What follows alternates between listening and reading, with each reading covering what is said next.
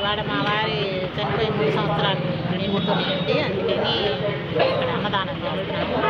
అన్నా క్యాంటీన్లో చాలా బాగా పెడుతున్నారు. లేని వాళ్ళకి చక్కగా అన్నం, కూరలు, పప్పు అన్నీ బ్రహ్మాండంగా పెడుతున్నారు.